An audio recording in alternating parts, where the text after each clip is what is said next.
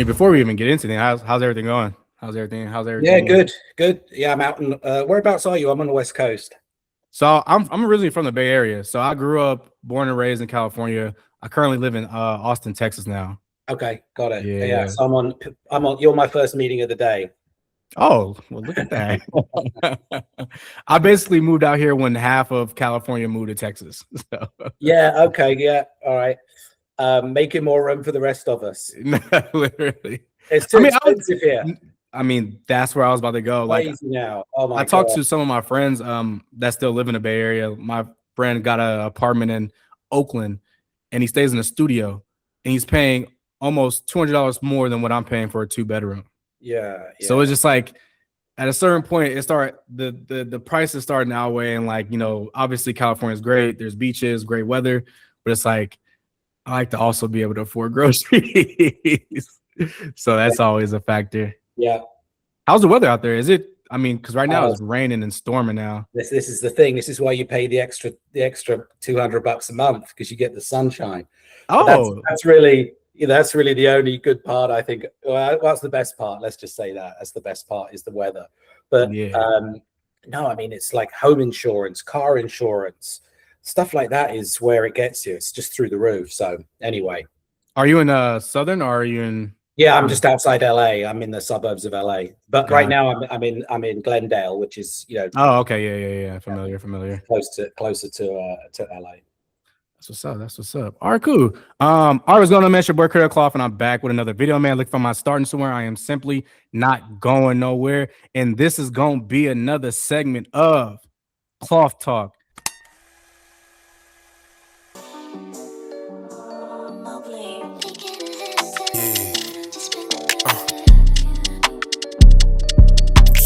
Now, again, Kloth Talk is just where I talk about the trending topics in sneakers and fashion. I bring people on who have those same passions. I'm going to keep it 1,000%. Those industry plant conversations are starting to happen. People trying to figure out, bro, how'd you get so and so on? How'd you get? Listen, I'm just doing the work. I'm just doing the work. I think this is going to be a great conversation because for the most part, I talk to a lot of people who are on the consumer end.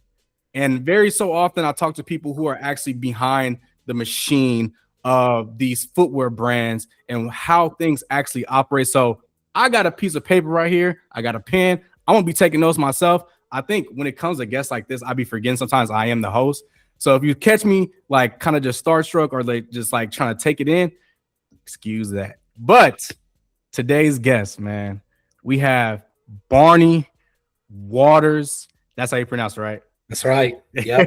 Barney Waters. Barney Waters. And I want to make sure I understand your full title correctly because I've seen it different on different platforms. Is it president of K-Swiss? Yeah, exactly. Yeah, the president of K-Swiss. Yep. Kloth Talk, man. Kloth Talk. How you doing, man? Yeah, I'm doing good. Hey, you reach out and asked, and here I am. I mean, I think the number one rule not the number one rule, but definitely a solid rule is people love talking about themselves and what they're doing. So sometimes all you got to do is ask, and we'll come and chop it up, especially if it's about sneakers and business. If you're in this, you love it, and so always welcome to chat. No, and I appreciate you, man. I'm telling you, this year 2026, I just want to have the audacity to even ask. Like I fight for a minute, I was just like, man, these people are so far away. How do I even reach them? You'll be surprised. Listen, you guys are running the show. Content creators like yourself are the people who are connecting between what I'm doing and the consumer. So don't undervalue your importance here. Like you guys are really running things. Oh, and I appreciate that. So I kind of just want to do this in an unorthodox way. I just want to kick it off strong. Because I talk to a lot of people in the sneaker space. I've had the pleasure of talking to people who own their own footwear brand. I had the pleasure of talking to people who are just starting out in their design journey. What is it to be said? Because when I talk to these people, their end goal is usually to work with this one brand. Yeah. And I feel like that going back to people who are in their 30s, their 40s and 50s, like it was to work with this one brand. Yeah. And if they didn't make that goal, they felt like they failed. where do you currently see the sneaker space in 2026? Because it's no longer just that brand in particular. Yeah, of course. And I think this is one of the biggest fundamental shifts of the past year or two.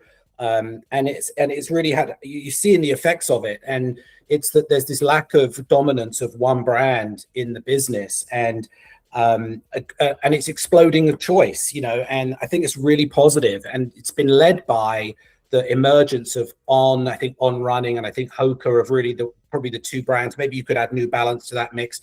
Those three brands have taken real chunks out of Nike, and it's opened the door for the rest of us, because when you say, you know, who people start to ask themselves, like, okay, who's the next On? And like, let's not miss it if it comes. And I think this is a huge shift. And I was talking to a really strong brand the other day who said their dream was to work with Nike and to collaborate with Nike, and that's kind of all they had in their vision. And he said like, it's the opposite. Now he's like, I definitely don't want to do that. And I think that there's a lot of power in people kind of working with other brands or more obscure brands or challenger brands. It shows, I think, a sort of stronger conviction of your vision. And it's not as obvious or as easy a choice is to come and build a brand like K-Swiss. So for people like Anwar Carrots and Rakeem Miles, you know, I have a lot of respect for them for kind of going out more on a limb and taking more of a chance and building something they really believe in. And I think from just a consumer end, what I've seen with people like a Salehi, a Joe Freshgood, or like even the Rakeem Miles, is the freedom that they get that they wouldn't necessarily have gotten if they worked with X, Y, and Z brand. I don't want to focus on Nike because ultimately that's what I'm talking about. I've talked to, you know, Salehi, I've talked to these other designers, and like they wanted to work at Nike. They want to, you know, grind to get there. But then in them not getting there, they ended up being somewhere that I feel like is even in a better position. Yeah. And I feel like, and you know, you have more respect for Salehi for, you know, doing what he did at a brand like Crocs, and you know, that's real impact. And then other brands are going, I want some of that. And you know, to me, it's like Kevin Durant going to the Warriors and winning a championship. Okay, of course you won. You went to the Warriors. That's already good. You know what I'm saying? It's like, you know, show me Anthony Edwards winning on the Timberwolves, or you know, making them good. So I think it's easy and it's obvious, in my opinion. Yeah, I think it speaks to also people just love the underdog story.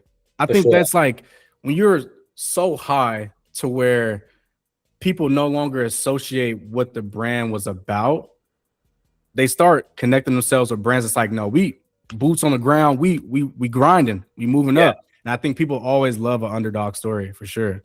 Well, now also I think as much as younger people want to fit in, okay, that's you don't want to walk down the corridor in high school and have something on that people are like, what are you doing? You know, that you just want to fit in. So when you look at that kind of high school age, they follow trends. So if you look over the past sort of 5 to 10 years, you know, everyone was wearing UGG slippers, then they're wearing Crocs, then they're all wearing Vans, then it's Converse, then it's Air Force Ones, then it's Gazelles, most recently. You know, it's like you followed these waves, and I know it because I have teenagers in my house, and all their friends come around, and there's a big pile of shoes at the front of the front hallway, and I've watched it over the years evolve, and they're all the same shoe. It just changes, right? So on the one hand, kids really follow trends, but then you get to a certain age where people are like, I want to on purpose build something on my own, or have something that I believe in. I don't want to do what everyone else is doing. And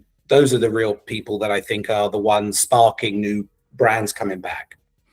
And I think that's like not just focus on the sneaker. And I think in the fashion space, I think that's what a lot of people are lacking. I want to dress like Lil Yachty. So they're going to buy everything to dress like Lil Yachty, but they're not going through an experimental phase to figure out like what fits them, what, brands and what things work for them. Yeah, and look, there's power and reassurance in wearing what you're supposed to, right? What everyone else is wearing. And I mean, we're all part. So I got no disrespect for that, because we all want to fit in. But yeah, there comes a time in your life, or a certain type of person who wants to step out. And, like you think it's cool, wearing a Supreme thing now. Is that cool, or is that just like lazy?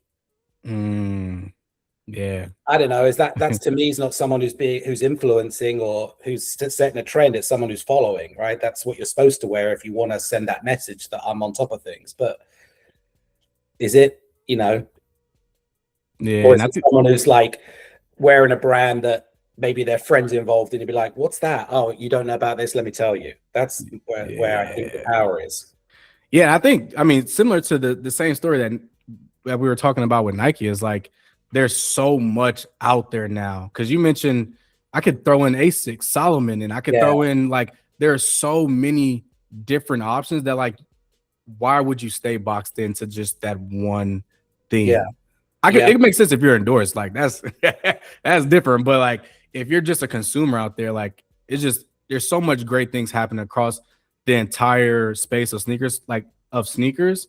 And I've seen, as somebody that used to shop at Didi's Discount, Marshalls, Ross, Burlington Coat Factory, I've seen New Balances go from the shoe that people used to get clowned on for to like now people are lining up down the street trying to get it. So it's just like, it's interesting to see how it changes.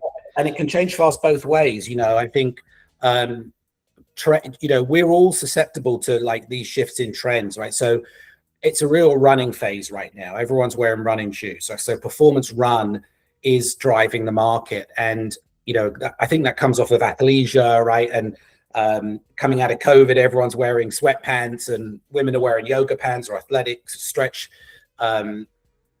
So a running shoe fits that bill. So the market's very running driven. Well, that's great for Asics. It's great for Saucony. It's, Brooks. All of these brands are riding that wave and doing really well. On Hoka, obviously, best examples probably.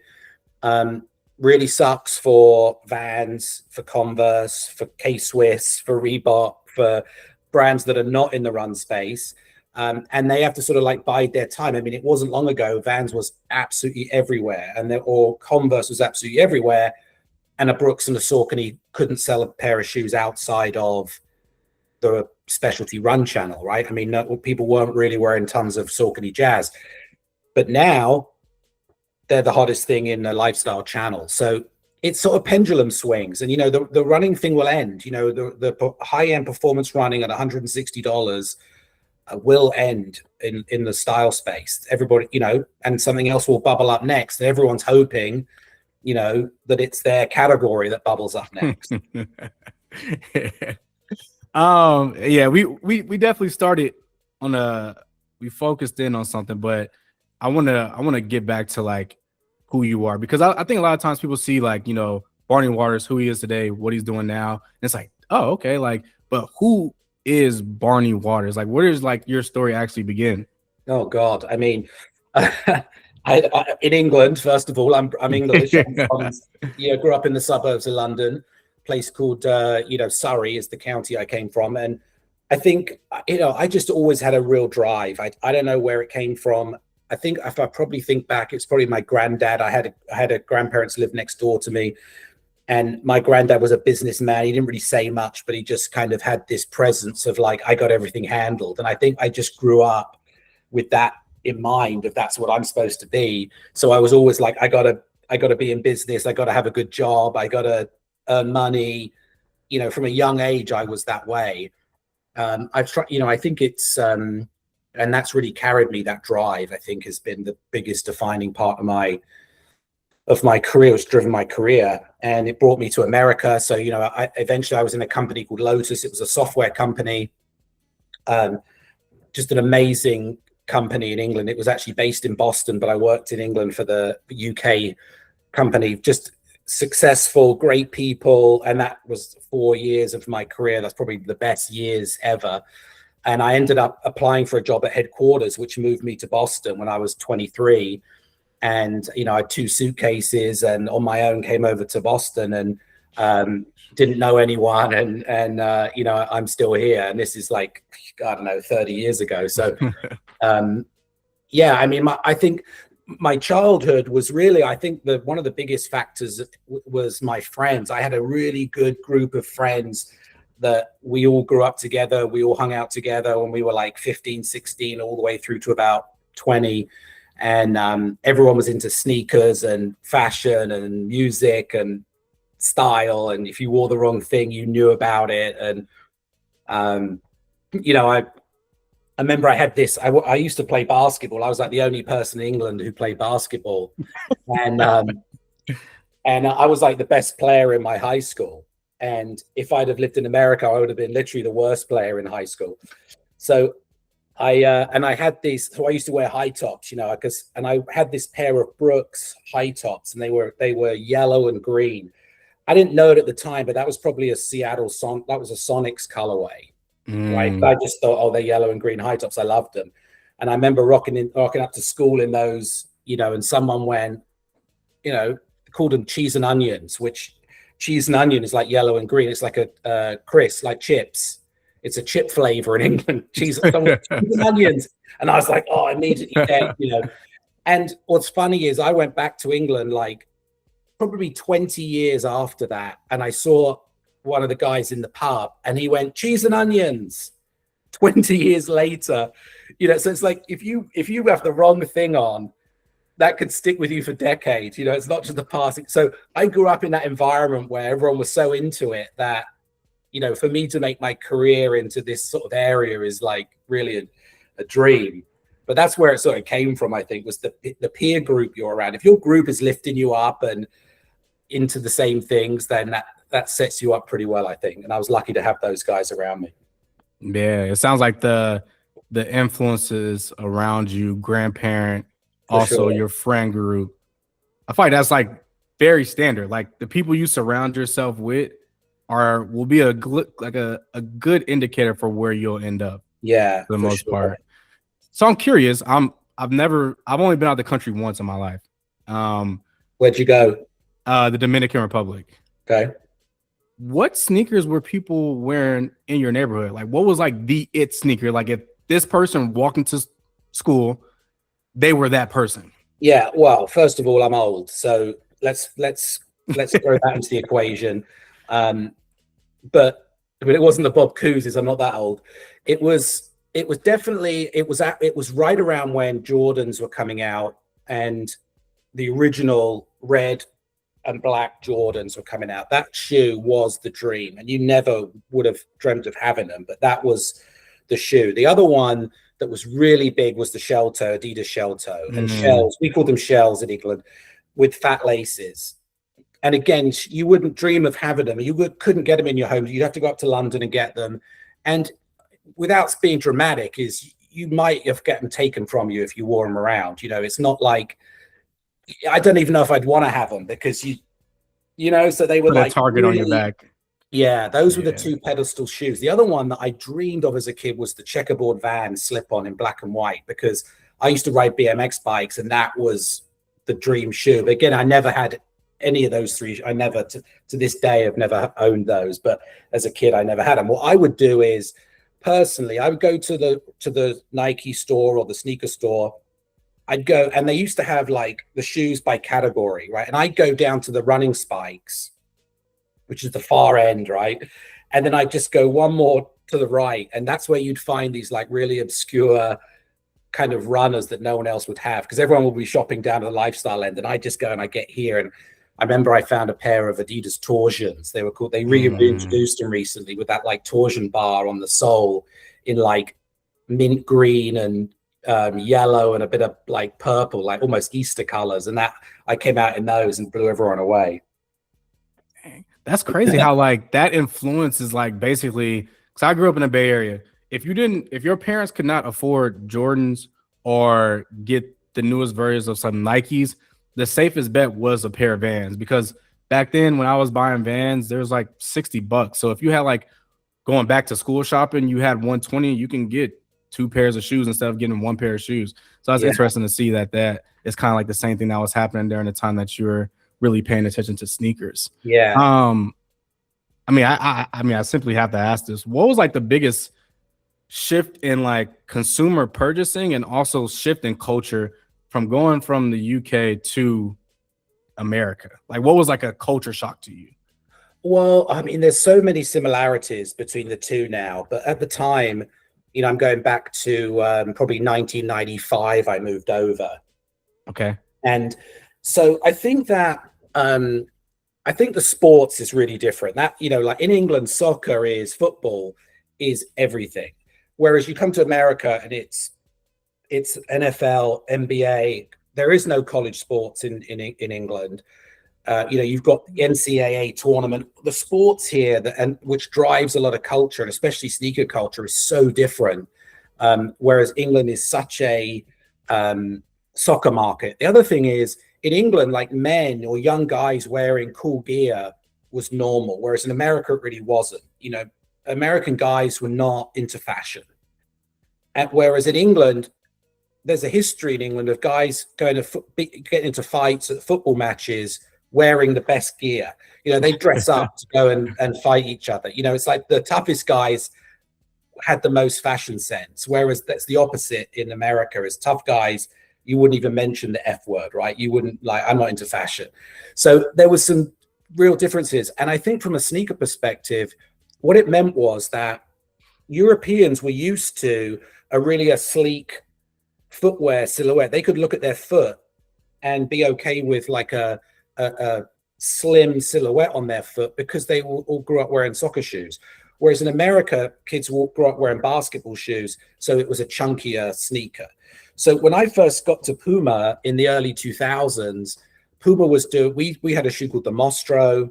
Mm-hmm. All of these shoes that they're actually re-releasing now. But the Mostro and the Speed Cat, when they first came out, and they came out in red and yellow, the American guy was like, I am not wearing those, right? Because it was so different. Whereas the European guy is like, yeah, that's great. So Europe really drove that trend. And I swear it's because that guy had a soccer perspective on footwear, which meant that silhouette was normal for them. And it took the Americans a while, but eventually after Europe was really on it, it started to filter over here, and you'd see, and it took off over here too. So Europe, I think, led that low profile slim silhouette trend back then. And I sort of watched it happen.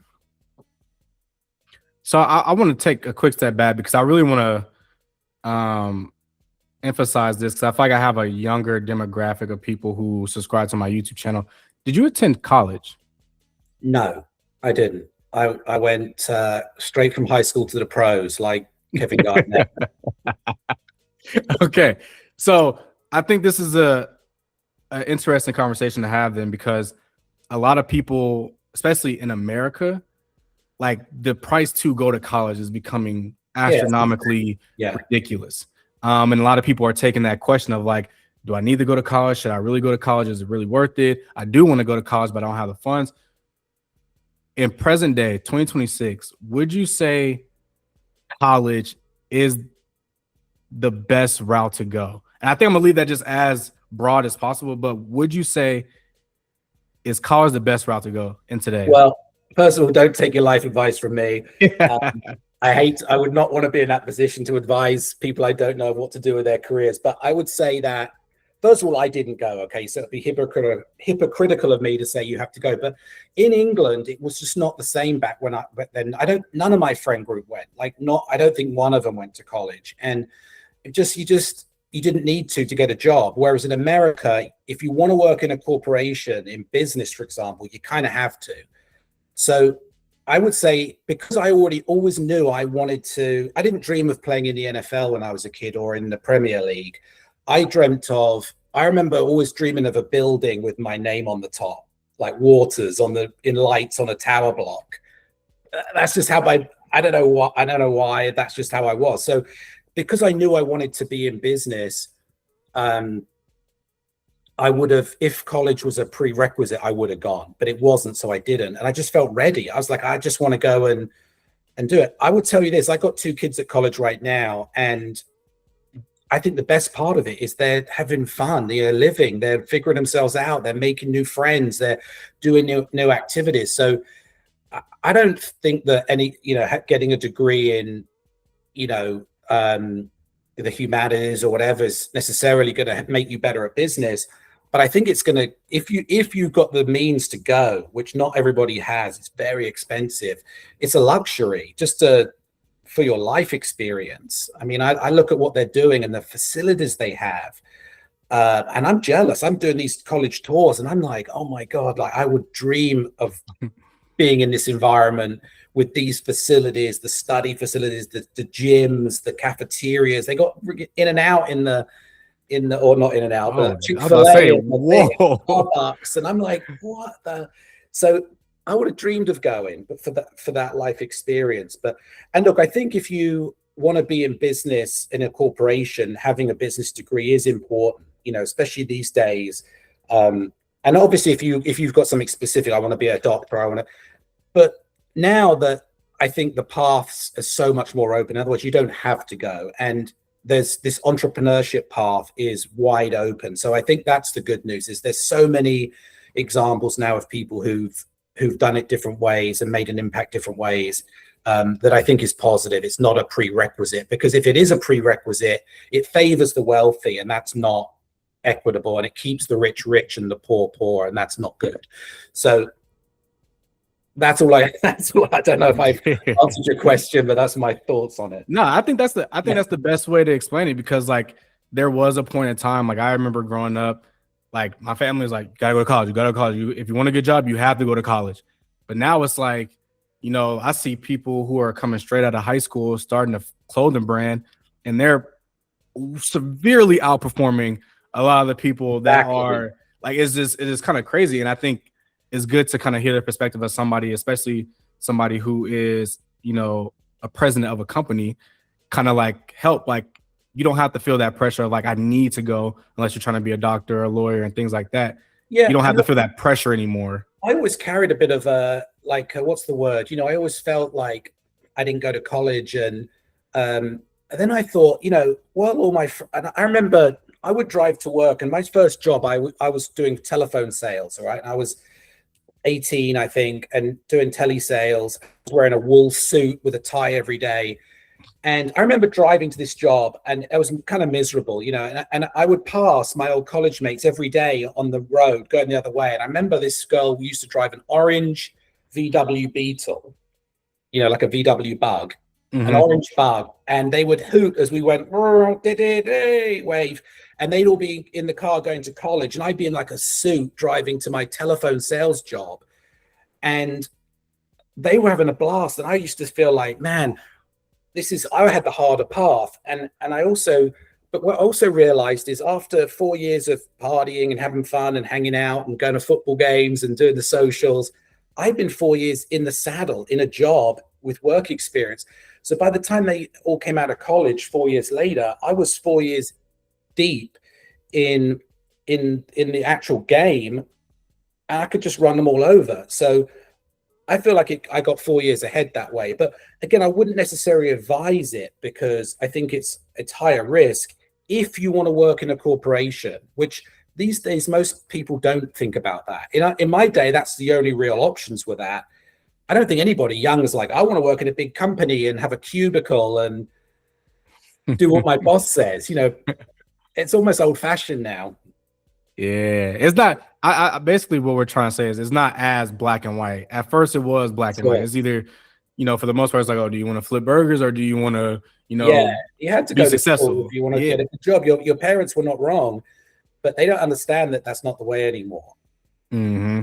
And that there's a lot of success stories, but not everybody's an entrepreneur or has that courage or has that creativity or, so for them, it's maybe a better path to go the other way. So. Yeah, I think it just depends definitely on your surroundings. I think what you said about your grandfather, though, having that instilled so young, you kind of already like, yeah, nah, that's, I know what I want to do for sure. Yeah. And he went to a great school, and I did, he was better than I was, but he set the standard for sure. Okay, so you mentioned something, and I want to like really get into this story. So came from tech. You moved to, you said Boston, right? Yeah. Is it from that job, that tech job, you went to Puma? Yes, software to sneakers, as I like to say. Oh yeah, like tech to sneakers. Like let's talk about how that happened. The common thread was marketing. Okay, so I was in marketing for both, so that's the connection. But my roommate at the time worked at Puma, and every day I used to go to my job, and she used to go to hers, and she was the marketing director at Puma, and we were friends, right? So she'd be like, oh, today I'm going to be, I remember one day she said, oh, today we're trying to break the record for the most people on a skateboard, so I got to go in early. And I'm thinking, what? Like, how, that's what you're doing with your work colleagues? You know, I was like, and then one other day she came in and she's like, do you have any good music? Because I've got to do a video for the sales meeting, and we're going through my CDs trying to find some good music. And I'm like, oh my God, this is your job? You know, I was so jealous. And she'd actually connected me to her boss, who was the CMO at Puma, a guy called Tony Bertone. And it was a young guy who was the CMO of Puma. And he was the guy that really got Puma going, I think, between him and Jochen Zeitz, who was the CEO. Those two really drove Puma back in those days. And I got to know him. So I was like, look, when I get my green card, I'm sponsored by the software company, but when I get my green card, you know, you should hire me at Puma, thinking it was a joke. And he's like, yeah, you know. And so when I got my green card, I saw him again. I said, I got my green card. Like, let's go. I'm ready for Puma, you know, ha, ha, ha, thinking there's no way. And he's like, yeah, send me your resume. Let's, you know, and then eventually he got me plugged into the right people there. And when I went into Puma, I was like, look, don't worry about the stuff on my resume. That's not really who I am, you know. And they're like, no, we like the stuff on your resume because Puma's Puma's starting to grow. We need a bit more structure. We want someone from a bigger company that knows how to build some of those more process-driven things. We got a lot of young people at Puma just kind of trying to keep it all together. We're looking for that, whereas I was trying to downplay it. So I think having a bit more of a business, being in bigger businesses, plus being culturally relevant, that combination has always been, I think, probably my superpower. Yeah. So it's like, it sounds like it's because people usually be like, oh, it's not what you know, it's who you know. But in that instance, it is what you know and also who you know. A lot of who you know. Yeah. A lot of the network. And that's always true, it's the people that will usually, and the connections you make that will lead you to these opportunities. So yeah, for sure, it was who I knew. And, you know, it was, I think it was Tony Bertone really, who was the guy that, you know, he liked European, he liked the English culture. And I think he saw that I could bring a new perspective in. And so I'm grateful to him. So when you got to Puma, like, and you're working, you're kind of like, you know, doing what you do, what were like some things that like you just coming from tech, going into sneakers, like what are some things that you like learned just like in your role at that time with Puma? Well, I mean, then Puma was really taking off. I mean, I remember I was the head of marketing for the Americas. And I remember going to New York and walking down Broadway in Soho and coming back to the office in Boston and being like, I saw 2 people wearing Puma. And everyone's like, no way, you know, like, think about that now. You know, we were shocked to see people wearing it on the street. Now it's just everywhere. So it was really early days, I think, of Puma's resurgence. And so just going through that, you just learn so much. And Puma at the time would give young people a lot of leeway. They put young people in big jobs, you know, almost really valuing, I think, cultural connection or you know, young people's connection to the consumer and giving them the keys. You know, that was, I think, one of the brilliant things about Puma at the time is that they did that and it really paid off. So I learned so much from being there and just being free to try different things and experiment. There was no idea that you'd be like, yeah, go for it. You know, there was no real, there wasn't a lot of red tape. And also the other thing was a lot of the global campaigns at that time, they lined up with Jamaica, the Jamaican Olympic team, which I just thought was a masterstroke, like so good. And that was done at the global level and kind of given to me as the American marketing leader. So I looked good by having these amazing campaigns that were really done by the global team. So I think, but I think if I learned anything from Tony Bertone, who was the CMO at Puma at that time, was just to think big, you know, not to be in the weeds. Whenever you thought you're thinking with a vision, you know, he'd be another 50 feet above you, looking even wider. And so I think I learned sort of how to think big from him. You know, see the landscape and have a bigger vision for where you're going, versus just caught up in the tactical day to day. So do you? I mean, just hearing that to me, what it sounds like something that Puma was getting right in those like crucial stages of them gaining a lot of traction was like they didn't have so much caution tape about what was like, oh, this isn't our brand, or this isn't like. They felt like they was like pretty open and like they're listening to what their employees and like keeping that fresh mindset of like, we're not going to put anything to stop us from going forward. We're going to do whatever and see what works, basically. Yeah, they were. I mean, I think then it was all about differentiation. Okay. At the time, Nike was so sports driven and no one was really doing athletic fashion. I mean, if you go back to that era, Puma really did build that. I mean, Adidas maybe, but Puma was the fashion brand. And you couldn't really say fashion at Nike at the time. It was like the F word because they wanted to be pure sports performance, which has done them very well, right? That's been, world-class positioning. But Puma exploited that by saying, hey, we're the opposite. And that, I think that differentiation by sort of saying, what's the gap the other person's leaving? And let's jump in there and be different was what drove Puma's resurgence. So, being creative, doing fashion collaborations. I mean, Puma really wrote the book on those fashion collaborations in the early days. And what's the word? Like juxtaposition. If I'm the best performance brand, then we're going to do sport fashion. And that really changed the game.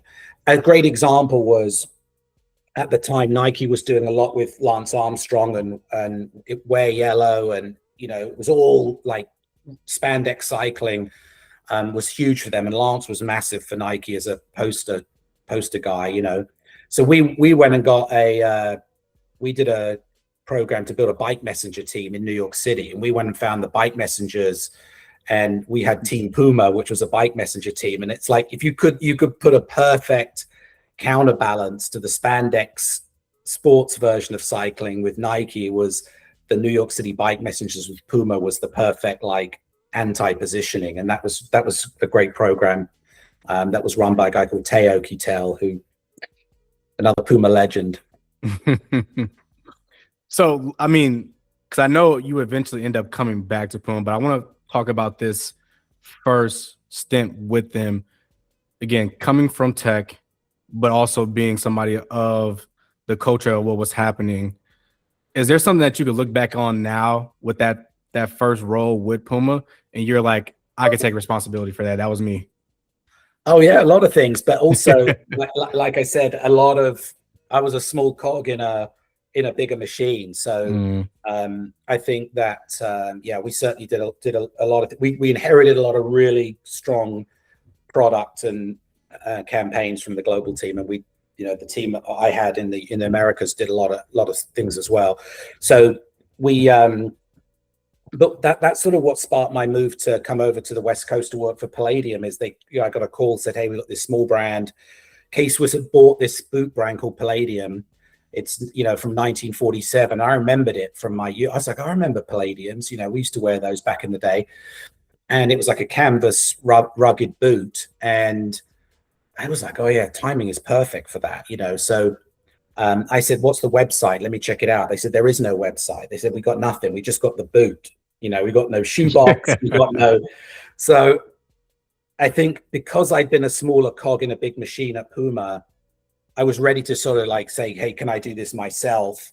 And let me put myself to the test. And going to Palladium as a brand that had nothing, and building everything from scratch was really my test to try and be a bigger cog in a smaller machine. And that's why I made that move and came out here to work. And I was actually in an office in the sort of almost like in the basement of K-Swiss. Was about 4 of us who were working on Palladium and rebuilding that brand. And we took it to 100 million in about 4 years. So it was really, really worked. And then just so I understand this properly, from Puma, you go to Palladium. What is then the role at Palladium? Like, what was your title? I think my title was marketing VP. Okay. And then there was a guy who was the head of product, Udi Shiloah, who's a footwear legend.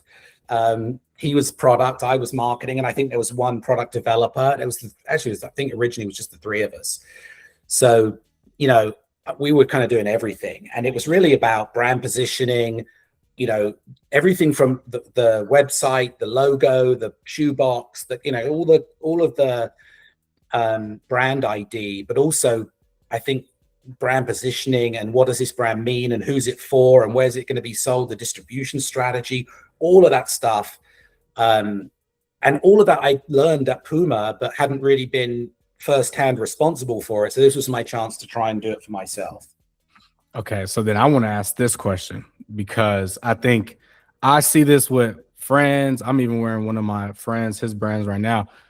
People who are starting out to make their brand today, how do you build brand identity? How do you build a brand identity to where it's, you know, you're going from they don't have a website to, you know, we're making millions now? Like, how do you build that?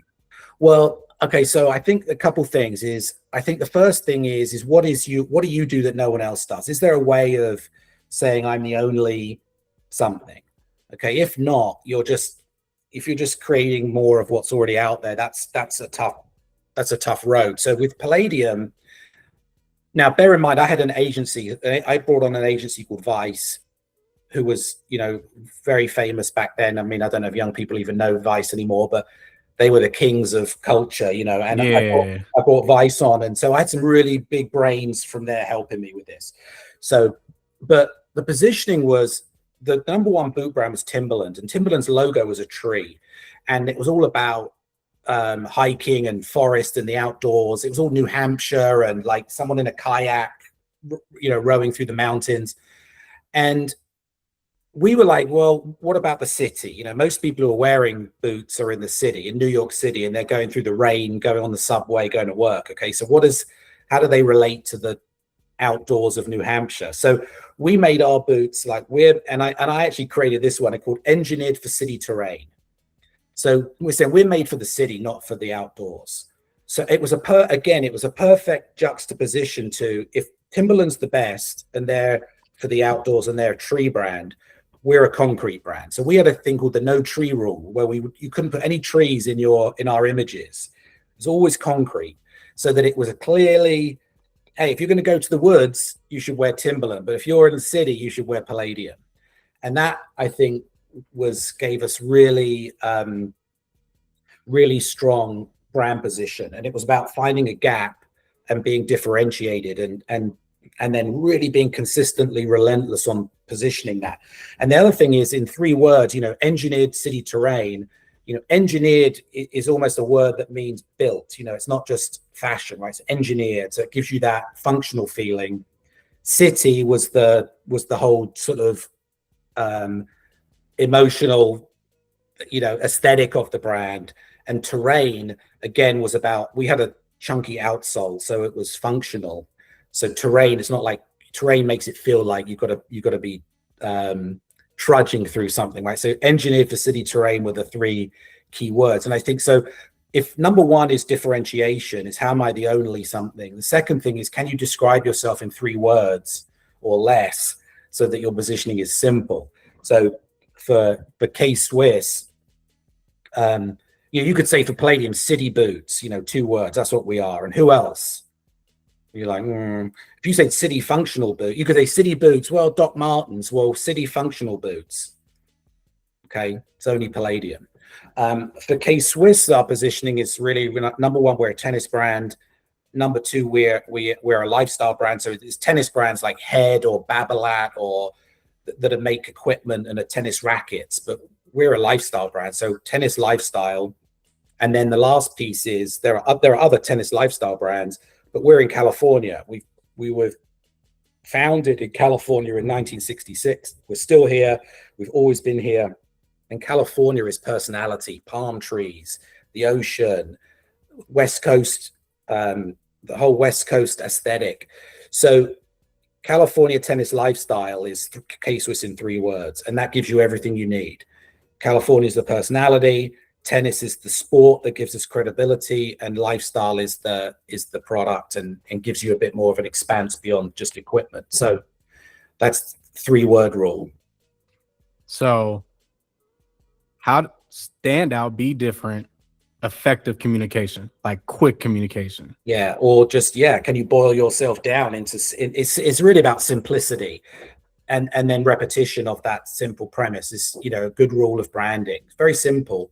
Yeah. But I think that tidbit about no trees is very interesting because I think that's like the thing that people will skip over. Like they'll look at a campaign and like, you know, it's in a city, but to go so technical to be like, there's no trees in these campaigns forever. And it's like, that's so technical, but that's something I feel like most people will skip over. Yeah. And the other thing that we did is back then is we said, okay, to bring this to life, we're not going to do campaigns. We're going to make real documentary style videos about people exploring cities. So, and that's where Vice was brilliant, is we ended up taking a cool person, putting him in an underground part of a city and making short films. And we had people in the tunnels underneath New York. And eventually we did a film about Detroit with Johnny Knoxville. And then we took Pharrell to Tokyo and we did a film about Tokyo with Pharrell, which was great. And so called Tokyo Rising, and you could still probably find that on YouTube. Amazing piece of content, and that was the advertising was real stories in documentary style, which now everyone's kind of, you know, that was an old news now, but we were one of the first brands I think that really went all in on that. And I want to get the cases, but I just want to talk about that because Pharrell is just one of those names that like ping off and like, I just this name drop and just move on. I think in this day and age, and the conversations I have with people on this platform or even behind closed doors, people are feeling some type of collab fatigue. They're seeing a lot of collab sneakers. They're seeing a lot of people just get attached to a company and then they think that's going to move the needle. How do brands figure out who to align themselves with? Because most of the time, even just as a consumer, and I consume a lot of sneaker content, I can pinpoint like, that just feels like a cash grab, man. I'm not about to buy that. Yeah. And sometimes I'm like, oh, I see they actually really did some detail work and they really care. So like, how do you properly align yourself with somebody that is for that brand? Yeah, I mean, I think when you're K-Swiss, it's different, right? So when I came back to K-Swiss 2 years ago, you know, almost on my first week, someone wrote to me and said, hey, this guy's on Instagram going, does anyone have a plug at K-Swiss? I want to do a K-Swiss shoe. And his name was Brock Corson, or Brocky Marciano, who was one of Kendrick, he's a music producer and he's produces Kendrick and other people. And he's kind of one of the, like those guys. He's an influential guy with a lot of people on Instagram. And so someone connected with him and he's like, my dad used to wear K-Swiss. I love the brand. I play tennis. My girlfriend plays tennis. I want to do a K-Swiss shoe. And I'm like, let's do it. You know, I'm like, so at that point, it's like somebody wants to do it and asks you. I was like, let's go, because that's half the battle. Is I don't want to convince someone to do a K-Swiss shoe. It's just not going to be real. But when someone with that passion for the brand, who's already influential, says to you like, I want to do it, it was the easiest yes ever. So we did it, and that shoe came out around the US Open last year with Brock, and it was almost the first moment where we were saying, hey, don't forget K-Swiss, you know, because people like, Brock's done a K-Swiss shoe, you know, like, dang, you need to do Nike. No, he did K-Swiss, you know. And I think then with Rakeem Miles, who we've worked with recently, he also reached out. It's like, look, when I was young, I was in Baltimore, I was in foster care. He had a really tough childhood. He said his grandma bought him a pair of K-Swiss, and he's like, to that since then has like just held it in such high regard. And he has his own brand called Action Figure Miles, which is all about mental health awareness for young people, because he struggled with mental health. And, you know, for a kid to come off the streets of Baltimore, who went to 8 high schools because he kept getting kicked out, whose parents left him and he was in foster care, to now have his own brand that's being sold at Nordstrom and PacSun. I was like, let's do it. Like, second easiest yes ever.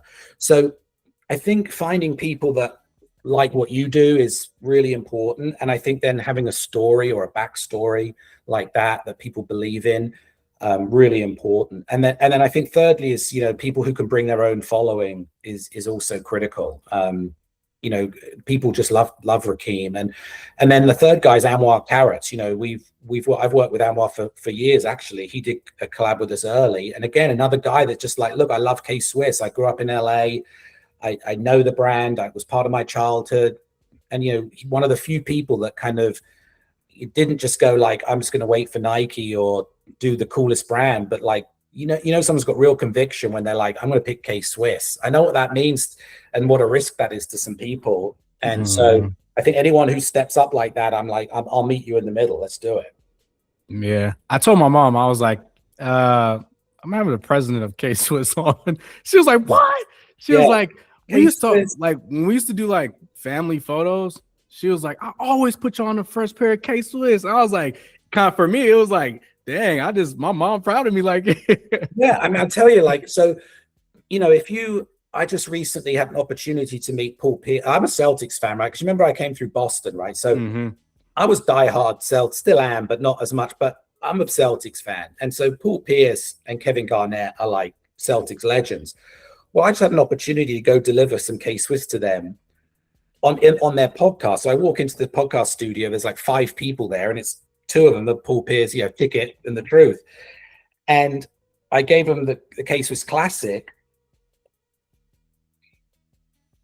white classics, right? And Paul Pierce was just like blown away. He's like, this is my whole childhood. Like, I you know, I wore these every day. These are unbelievable. He was just like freaking out, like, holy shit, I remember these. And it was such a powerful moment. But also it was all nostalgia. And that is that's the problem, right? Is we are great in the past. Well, we got to be great in the present. So, you know, there is such a love for the brand out there, but just to re-spark that is so difficult. You know, everyone you speak to is like, oh, I remember them, and people have good feelings about it. But, you know, to choose it today is to get to that point is really, so it's a huge asset to have the nostalgia and the heritage, but to make that relevant to the kids today is really a different proposition. Yeah. So I want to get to, like, so from Palladium, you go to K-Swiss. That's when you get the first role. I was already at K-Swiss. I was just down in the basement. Oh, because it was okay, you know, but you know, K-Swiss was sort of slowly dying upstairs while we were like thriving downstairs. And we brought in a guy to run Palladium as the CEO of Palladium. My boss was a guy called Larry Remington, who was an ex-Foot Locker executive. And what he did is he really opened up all of our international distribution. So he opened up distributors in Europe, in Middle East, in Korea, in China, in Japan, in South America. So our business, you know, just grew. Most of the growth was outside of the US, to be honest. And that was what Larry's expertise was. So because it had gone so well in Palladium, the company actually got sold. So K-Swiss got sold, and the new owners said, hey, why don't you Palladium guys come upstairs and have a go at the main company? Because it's worked down there on Palladium. Why don't you take over the whole thing? So Larry became the CEO of K-Swiss and I became the CMO. And that's how I moved up to the parent brand from the small brand. And eventually became the president. So what was, I believe you used the term, I want to use the term that you said it was dying. When you got to that CMO role, what was dying per se? Well, what would happen is, you know, at the same time I was at Puma and all these like low profile, I mean, we talked about the Mostro and the bright red and bright yellow slim silhouettes were becoming the hottest thing out there.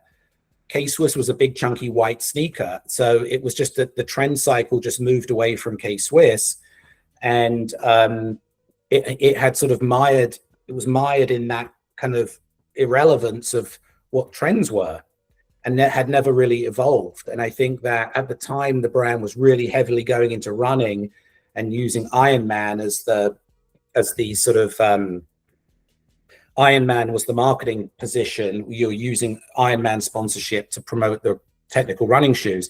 And running is the hardest category to get into if you're not already in it. So to suddenly say, I'm going to become a running brand when you have such strong brands in running with decades of experience. Is like, I remember saying, if we did everything right, and K-Swiss did do some amazing things in running. The Ironman sponsorship was great. The product was really good.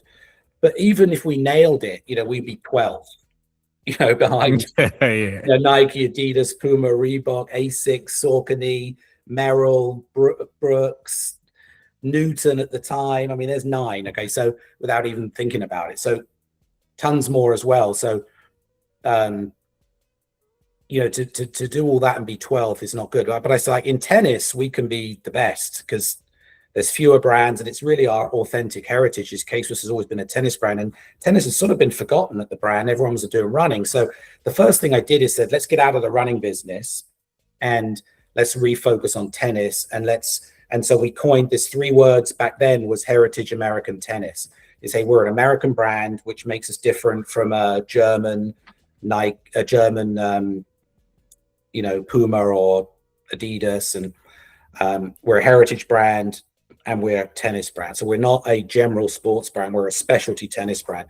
So that, I think, the heritage part and the tennis part is what just got us from trying to be this to like, and let's get a wedge again. And that eventually over time, we got ourselves back to profitability and growth by doing that. And then I left. The brand sort of sunk back down, and then I came back 2 years ago. So you, because I don't know if this was true or not. This is something as long as I was like, I went to check just to see. You work for Garrett Light? Yes. Oh, I have multiple pairs of Garrett Light. Oh, do you? Yeah, me too. So you have such an interest. It's like tech, footwear, then it's like, specialty boot, back to footwear, then glasses. Yeah. So like, how did the transition from K-Swiss go to Garrett Light? Well, I think that there's a lot of parallels, in the brands are in the same sort of space culturally, and there's a lot of parallels between Garrett, the eyewear business in terms of like margins, distribution strategy, time of production is very similar. So there's a lot of similarities, and the consumer was kind of was similar. So yeah, but I think I spent 2 years there, and I think there is, any founder-driven companies, it's really difficult to bring a leader in and the founder's still there. It's like you're kind of set up to who's really running it and who gets to make decisions. And I think, so it never really, I wasn't really able to do what I'm good at there. And it was a great time. It was a great brand. I enjoyed my time there, but it didn't work out, and that's okay. And K-Swiss was like, hey, how do you feel about coming back? And I never would have thought I would do that, or that was an option. And when I thought about it, I was like, all right, let's do it. So that was 2 years ago. So I know you said there's similarities, but when you came back, did you gain any extra information from working like in the sunglass space that you like, when you came back to K-Swiss, you saw things differently this time? Or were you like, we need to lock in from my first approach? Well, both, actually. I think that you definitely, by stepping away, you think really different. You get an outsider's perspective, and I think so. When you're so close to a brand and you're in a brand, you end up operating a bit like a parent. Like you're with a parent. I read this thing like, act like a doctor, not a parent. A doctor reads the symptoms and applies the right medicine based on the problems. A parent is like, well, I know that it looks like that, but little Timmy's really trying his best. You don't make kind of fact-based decisions. You make emotional decisions when it's your thing.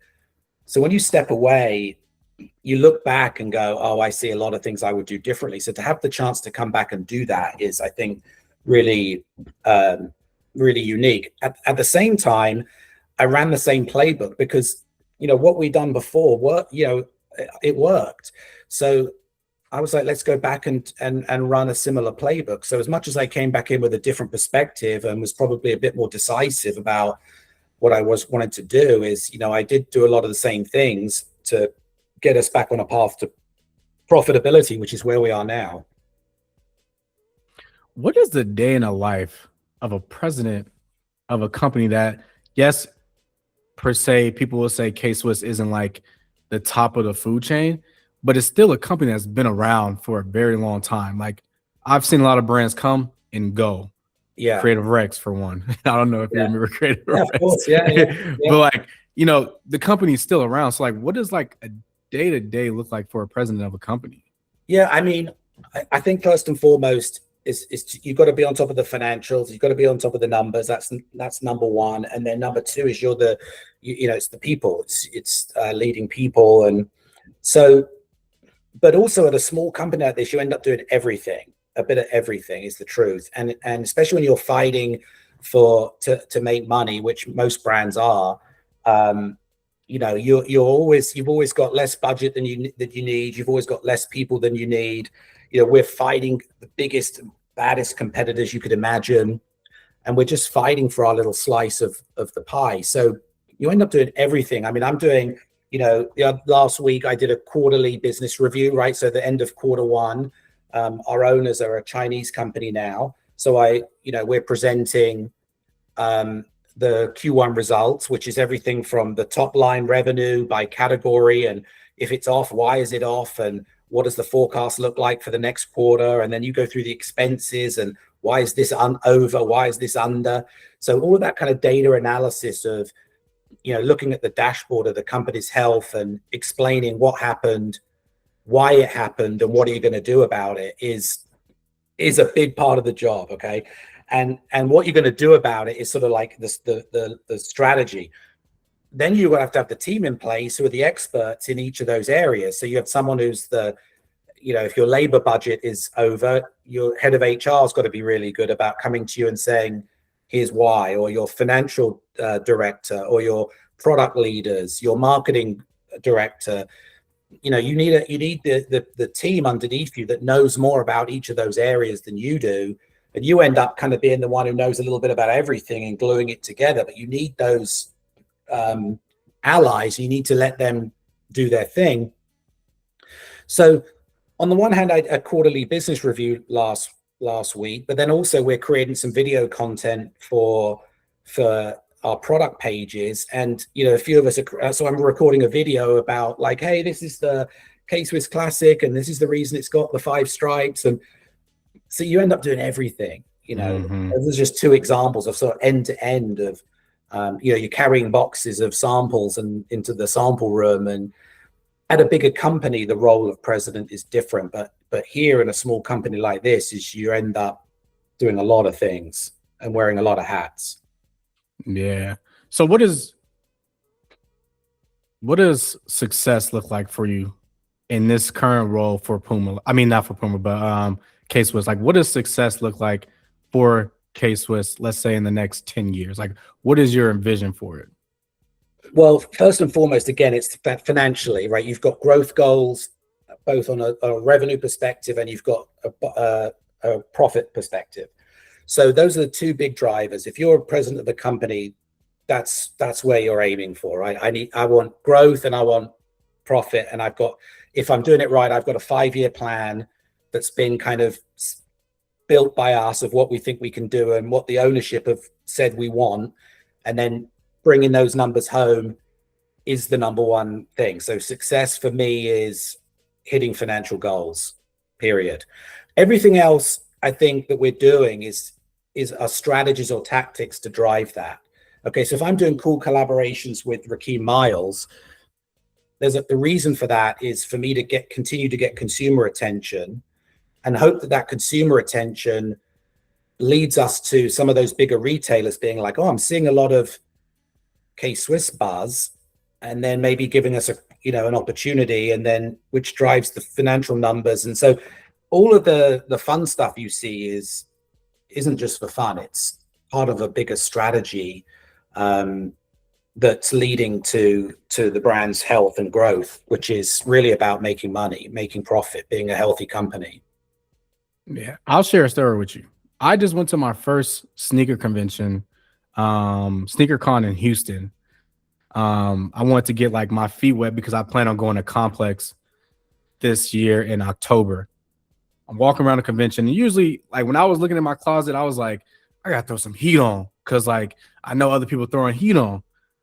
And I get to the convention and I saw the Raheem Miles. I'm like, in a room full of people trying to sell Nikes, Jordans, New Balances, this individual threw on a pair, which he would consider like his best pair of shoes, a pair of K-Swiss. And I was like, yo, this is crazy. Like, and this is my second time seeing crazy those in good person or crazy now. bad? It's crazy good. Like, it's crazy because like he intentionally rocked those. Because if I'm thinking everyone's thinking like me, I'm throwing on my best sneakers to try to flex. He threw on some K-Swiss. I was like, damn, like that's dope as hell. Because I've always loved, like, you know, one thing about my upbringing is single mom, 2 boys, raising them in the Bay Area. So I was exposed to like the New Balances before school, the Sauconys, the K-Swiss. Like those are the shoes my mom was buying me. And it wasn't like the coolest sneakers around. But again, I'm at the end of that time period now where they are cool.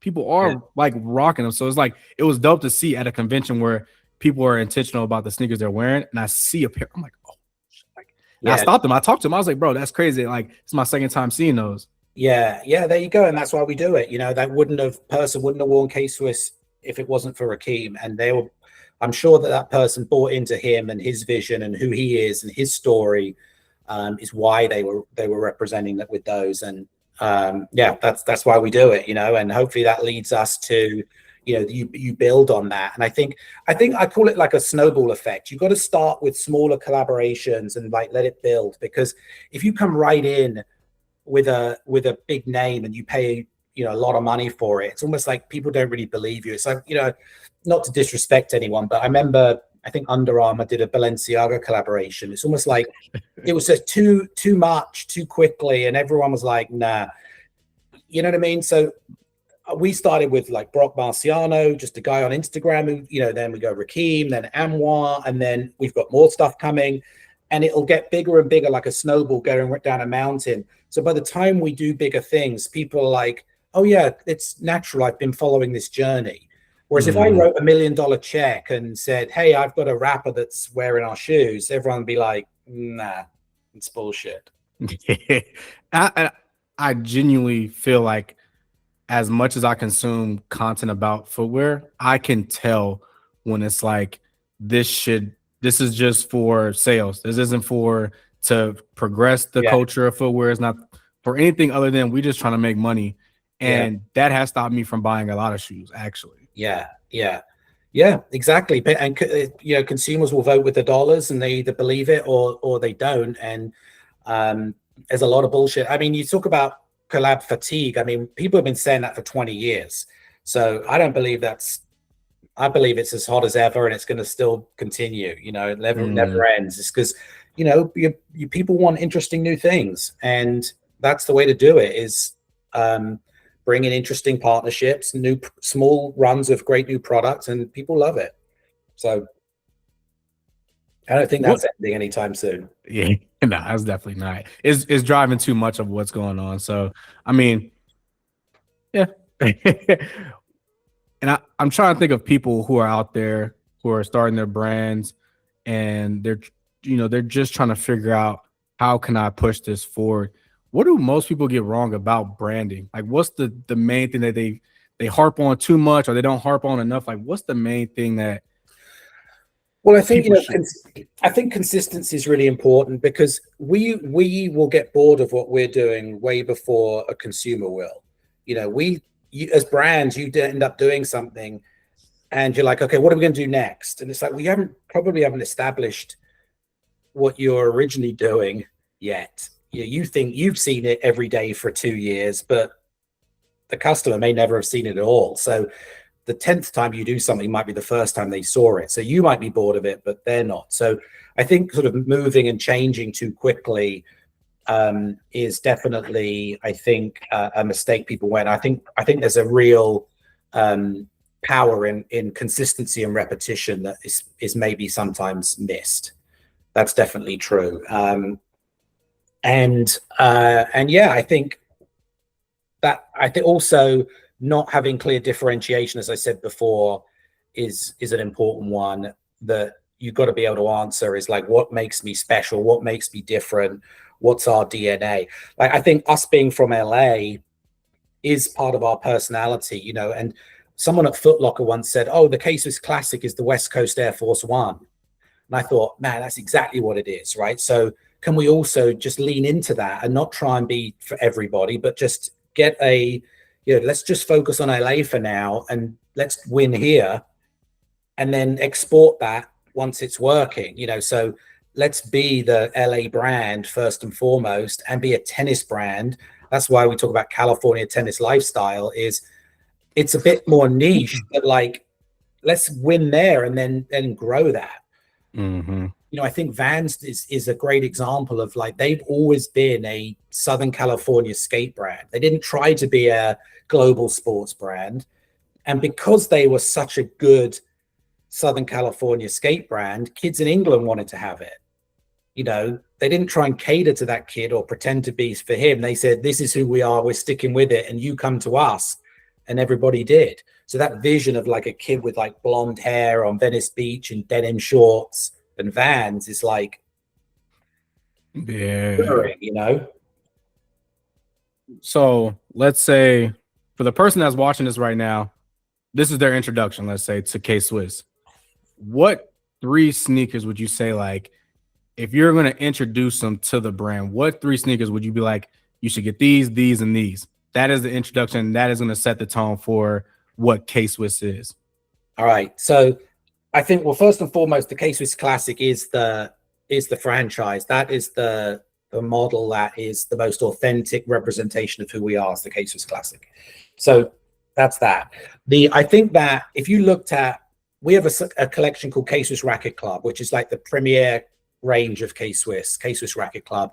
And we made Anwar Carrots the creative director of that. So Anwar basically gets access to our whole kind of catalog and comes in and just does really great modern materializations on stuff that we have. So I think that within K-Swiss Racket Club, if you look at that stuff, you're gonna like it. And I think I'll show you, like, so this is a shoe called also a classic. This is the 1966 model.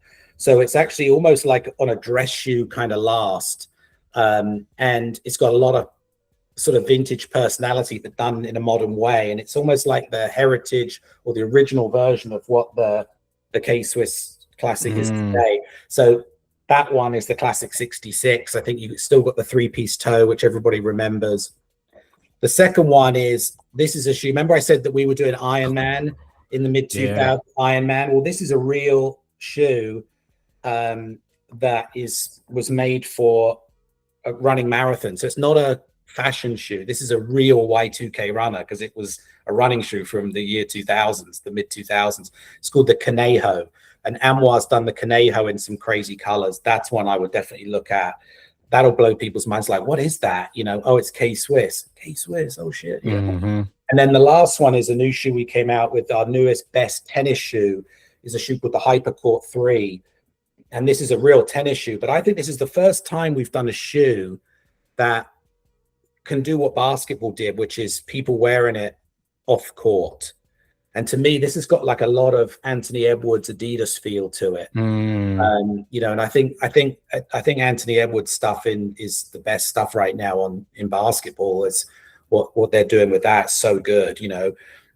This has that feel. It's a tennis shoe that's good enough to be worn on the street. And in fact, these 3 shoes I just showed you are part of a 60th anniversary collection that Anwar's doing that comes out in June. So none of that's out yet. It's going to come out in June. And it's to celebrate that this is our 60th year. So that's the ones I would direct you toward. Those were great. That second pair, that's the one that screams out at me. Because when I look at that, I'm like, I see the different color blocking. I can see the different ways that could be done. That's the one for me. That is fire. Well, I'll send you some. Let me know. These you can't get yet, but there's other colors you could see. If you go to kswiss.com, there's a little red logo at the top, KSRC, K-Swiss Racket Club. It's like hidden. That's where the good stuff is. And you'll see the colorways on that shoe. It's called the Conejo. Cool. And that's Anwar's, that's what Anwar is worked on and brought back in those colors and materials. So, I mean, this is just for, this will definitely be for clickbait reasons. But I just want to ask the question. Does one brand in footwear have the community in a chokehold anymore? No, in theory. I mean, in terms of financials, yeah, yes. But if you think about, but it's a hard question to answer. Okay, the answer is no. The answer is number one is no. Okay, so and I think numbers don't lie. Okay, the impact that On has had, that Hoka has had, the Asics, New Balance, as four good examples, and I'm probably missing some. Like that has really opened up people's eyes to alternatives, and it's opened the consumer's eyes. So, but definitely for a brand like K-Swiss, we are still fighting for a tiny portion of open dollars at the big sneaker accounts. If you go to a JD Sports or a Foot Locker, Nike, Adidas, you've just taken 60% of the store, so now you're at the last 40%. All right, well, you got to beat now Saucony, Asics, New Balance. You got to have some Vans and Converse in there. Well, now now you're at 95% of the store. So then you've got some Crocs and some, now you're fighting for the last couple of percent, and that's the reality. So I think that big distribution is still very dominated by, maybe it's not one brand, but it's two. And then, I think that next slot of what is today is performance running is open for grabs as trends will shift. And that'll be interesting to see when that is. I don't think it's ending anytime soon, but it will end, and we'll be ready. Yeah, I think when I noticed this big shift of people, because growing up, everyone in my household, family, it was Jordans, it was Nikes. But now, right around the pandemic, I graduated college December 2019. So I didn't have much of a after post grad life because COVID happened. Yeah. Like right when COVID happened, I started to see people who are diehard. Like they only rock Jordans. They only rock Nikes. They putting Sauconys in their closet. They putting Hokas. Yeah. I was like, you wearing Hokas? Like, I think in the next 5 to 10 years, I think it's going to continuously kind of backtrack. Because like you walk into any Chic or Shoe Palace or JD Sports, you're going to see mostly Nike and Adidas. But I feel like the consumer is absolutely changing. Yeah. Absolutely. Like I feel that wholeheartedly. Like the next 10 years, it may drastically, that cut may get down to 70. They're taking up 70. Yeah. And look, Nike's got I think the advantage New Balance has is they're privately held. So they don't have to do crazy reactive things to appease the shareholders and the stock market. Whereas Nike's, this guy who's come in to take over, that people are like, when are you going to turn it around? It's like, it takes years. That doesn't happen quickly. And so this poor guy's got to try and show results really fast. Well, the only way you can really do that is by selling a lot more quickly. And that's not usually a good recipe for brand building. It means you've got to put a lot of product pretty fast into some places. Well, the places that you can put a lot of product fast is that kind of lower end of the market, which is not necessarily where brands are built to be premium. So right now, you'd be surprised at some of the accounts that are getting a lot of Jordans that never would have access before, because Nike needs to grow revenue. So you're going to see Jordans going into some other to some less exclusive places. Well, that's going to help short-term revenue, but I don't think that helps the Jordan brand maintain its premium position. So it's really difficult dynamics that brands have to balance. And New Balance doesn't have to do that because they're privately held. So I think that's a huge advantage they have. Yeah. And I don't want to make it seem like this because we're talking about Nike. I love Nike shoes. But I think a big trend that I'm seeing on TikTok and Instagram is people walking into Ross's and finding like, bro, I just found these exclusive. I thought this was a collab shoe. Why is it in Ross or why is it in Burlington? And like, I think that does have diminishing returns at a point in time. So yeah, I definitely. Well, look, a lot of shoes get sold there. I mean, and there's a lot of consumers that, there's a lot of consumers that don't have the income and need to go to Ross to put shoes on their family. So that's an important distribution channel that needs good product. Also, it's a bit of a treasure hunt. There's a lot of people going Ross for that reason, to see if I can find a bargain, so there's a treasure hunt kind of aspect to that. But a lot of brands sell a lot of shoes in those channels that, you probably don't see because you may not shop in there. Yeah.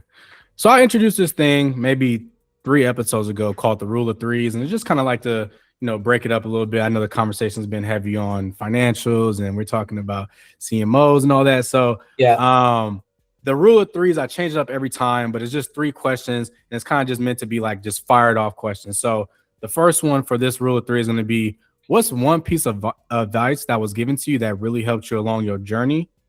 One book that has changed your outlook on business, and dead or alive, who is one person you would love to collab with on a sneaker? Dang, what was the first one again? What's one piece of advice that was given to you along? I think that, I would say it's, I mentioned Tony Bertone earlier. He told me one time, hey, it's not you, it's the logo. Okay. So when I was at Puma with a tens of millions of dollars of marketing budget, I was very popular.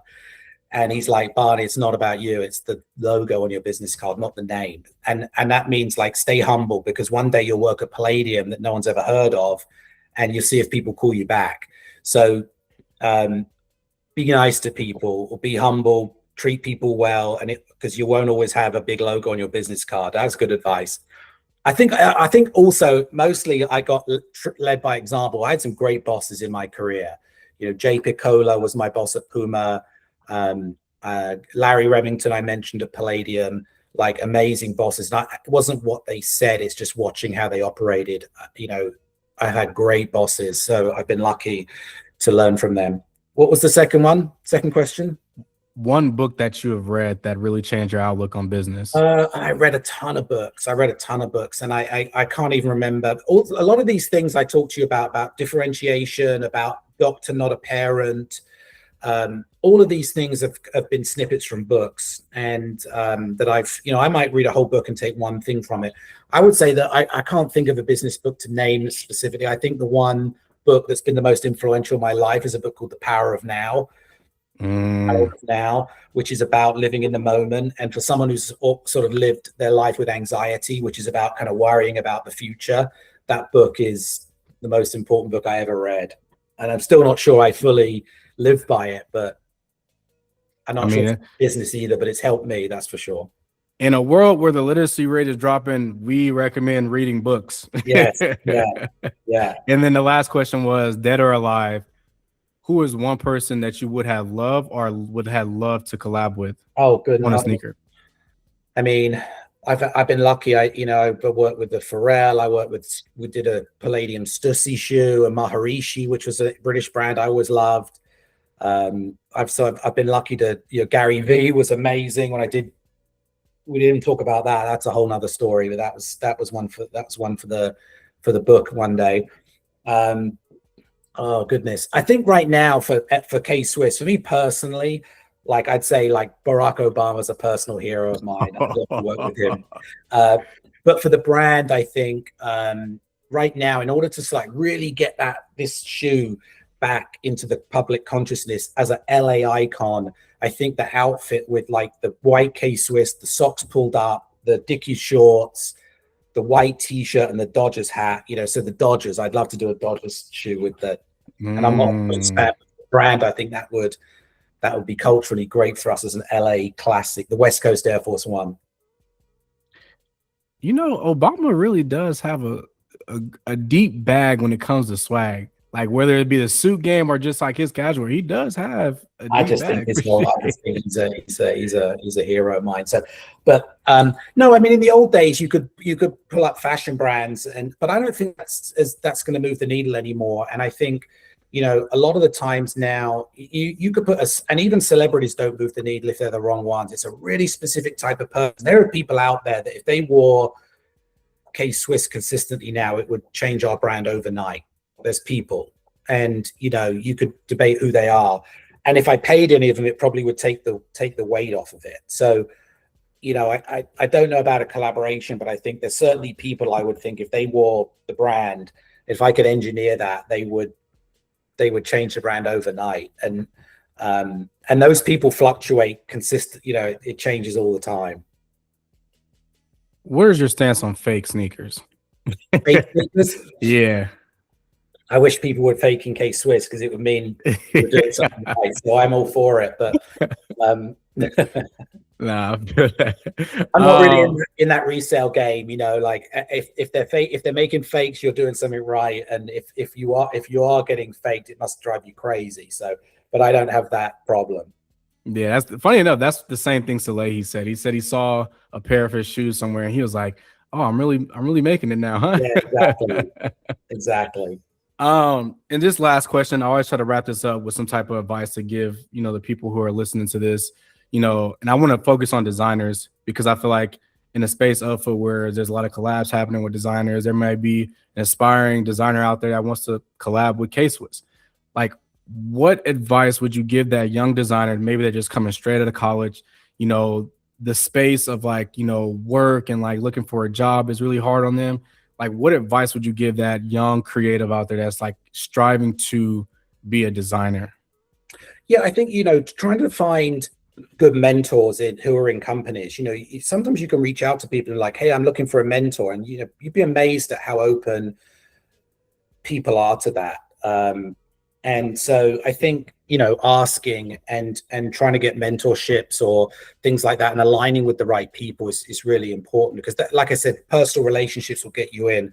I think the other thing that Rakeem did is when he came to us, he kind of came with a fleshed out concept. Well, first of all, he already had a brand that was working, which was a big advantage, but he also came and said, hey, here's what I want to do. And it was like a full deck of sort of sketches and concepts that aligned to his brand. So you showed the vision, and I was like, man, this is really good. So that's a bit hit or miss because if you send in it doesn't resonate, that's a quick no. But you know, I've had people reach out to be like, yo, let's collab. It's like you got to work harder than that. Nah. So like really put the work in, continue working, and like eventually you will get what you got to flesh out concepts versus just like, hey, I want to work at a brand. It's like, yeah, of course. So does everybody. But like, what are you bringing to the table? And I also think having some equity behind you, whether that's a following, whether that's, you know, that also has a huge advantage if you're bringing with you some momentum, you know, and especially now if you're a good designer and you're putting concepts online and you're building an audience that likes what you do, and then you bring that world with you to a brand, that's a lot more valuable than just you. So you can get fans and you can get feedback and you can get kind of consumer you know, desirability built on what you do for free online. Do that first and then bring that with you. And there's a lot of designers online now, big followings. And I mean, you mentioned Salehi, look what he's done. He had a pretty big underground sort of following that he could bring that probably got his foot in the door. So, and you know, he didn't start at Nike. He worked at Cole Haan, and he worked at Greats, which was a small DTC startup. So, you know, he paid his dues and worked his way up. You just maybe not have seen that. It's this overnight success, 20 years in the making or 10 years in the making. Absolutely. Man, I can't tell you how much I appreciate this. This will definitely be one of my favorite because I think, again, yeah. I literally, for the most part, when I bring people on, it's like influencers or, you know, other creators in the space and like from the consumer end, but I always love hearing the behind the scene things. Yeah. So I feel like, again, like you see someone and they're the president of a company and you're like, oh, they're just so far to reach. But it's like you sharing time and space to, you know, kick knowledge to the people that subscribe to my channel. So I appreciate that. I won't take that for granted, man. Yeah, no, absolutely. It's been a pleasure. It's great to meet you. And I support, you know, I'm here to support you and I want you to be successful. So yeah, if doing this helps you, that's great. And with that being said, I will catch y'all in that next one. Love the way you work it. Hey. Love the way you work it for me.